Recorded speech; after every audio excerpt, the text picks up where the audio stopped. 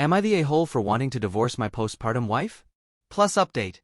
It's stupid to think I'm at this point, but here I am. My soon-to-be ex-wife, 28, female, and I, 29, male, have wanted kids for years, and we were thrilled when she finally got pregnant last year. From day one I wanted to be the most supportive husband and future father I could. Her father was never involved in her life.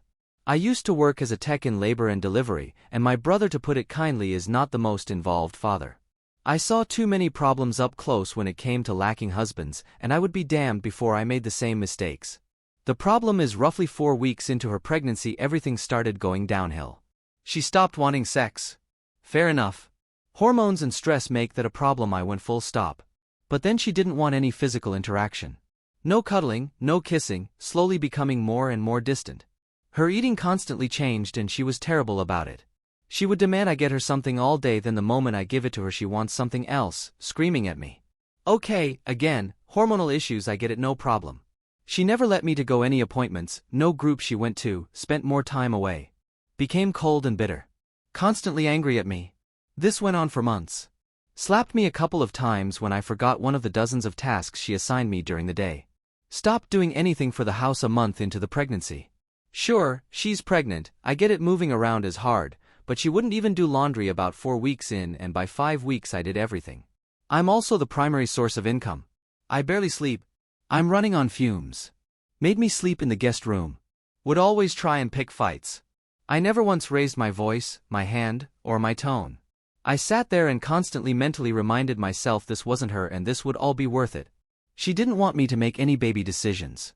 No name, no work on the nursery, nothing. 1 month before she delivered, she yelled about how fucking useless I am and how I don't do anything, and that she was staying with her mother.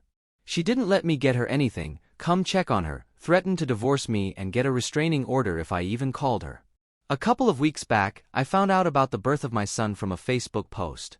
She posted it with her mother and some family. It fucking broke me. I tried to go to the hospital and visit. They had security kick me out. After months of outright hatred, anger, and abuse thrown at me 24/7, I fucking had it. Odds are I'm not even on the birth certificate. I open a new account and all my deposits go there. I took half out of our joint account.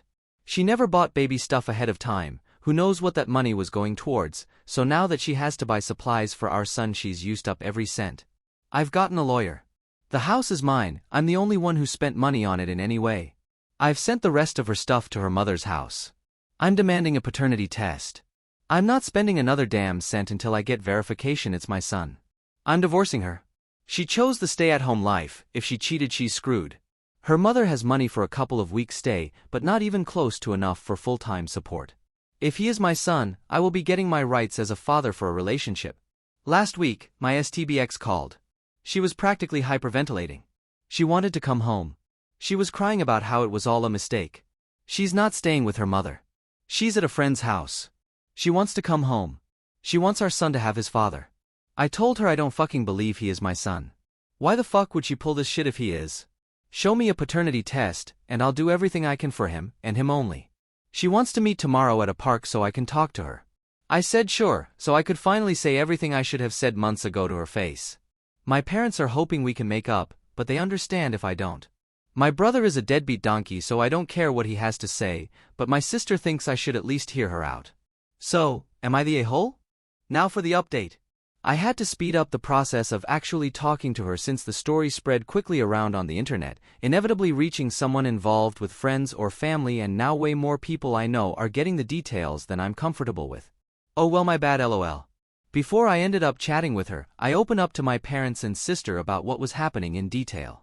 My parents were flustered at me hiding the more unsavory details, to say the least, and are probably going to be checking up on me daily for the rest of the year to make sure I'm okay. My sister would probably have to be held back from thrashing her, so I had to get a friend to help with the chat since my sister would not be able to contain herself. So basically, within hours of the story going into the digital stratosphere, I called my wife back as quickly as I could to finally sit down and talk. We chose a local park this morning and I had a friend of mine record the conversation from beginning to end. I was ready to hear the generic affair story and get out of Dodge. But of course, it got complicated. We met at a section with picnic tables and picked one as far away from other people to avoid getting wrapped up in any awkwardness. She looked terrible. Haggard, stressed, and thankfully without the baby. She tried to have a big emotional chat and whatnot. I wasn't tearing up or acting like the hardened badass. I frankly was just wanting to figure out what this was all for. I didn't even get to ask the question before the floodgates spilled.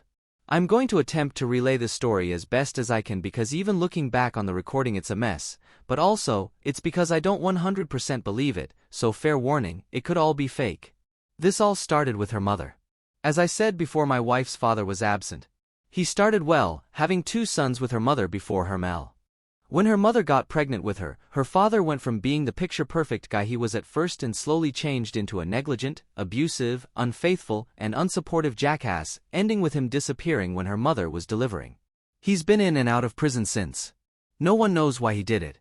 The impression her mother always gave was a strong, resilient woman who withstood anything life threw at her and did anything for her kids. She has claimed to be in therapy for years.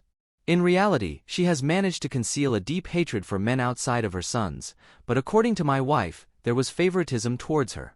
My wife also found out she stopped therapy almost a decade ago but never told anyone. Her mother seemed to always have some slight against me, and now I know why.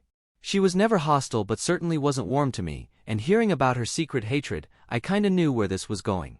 Roughly about half a year before she got pregnant, my MIL slowly began sowing seeds of doubt and bitterness into my wife. She had a full mental break.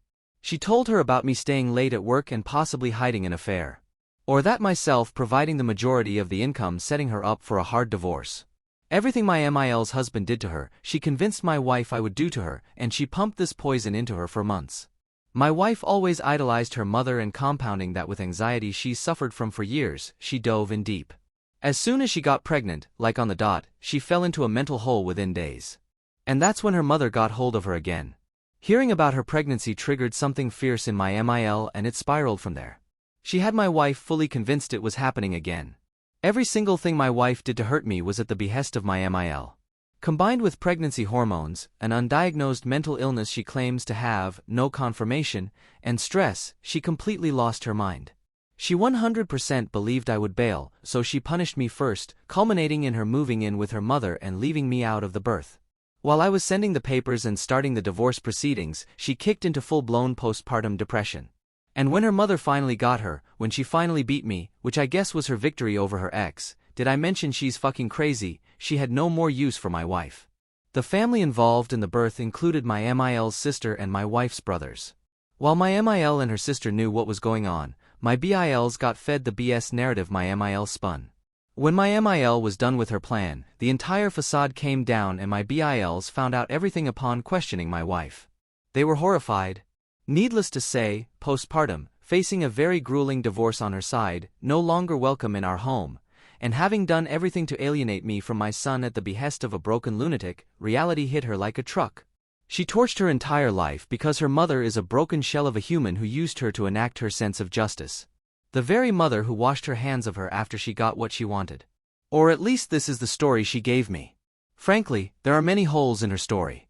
The starting point of the pattern of abuse, the claims of who was involved in the delivery, me being absent from appointments, the friend, who she confirmed is female, she's staying with, and of course, my alleged son's paternity. It seems way too fucking crazy to be made up. Who the hell would go to the effort to make this up by facing what she's facing? As soon as she finished, she said she was setting up a paternity test and gave me the info I needed.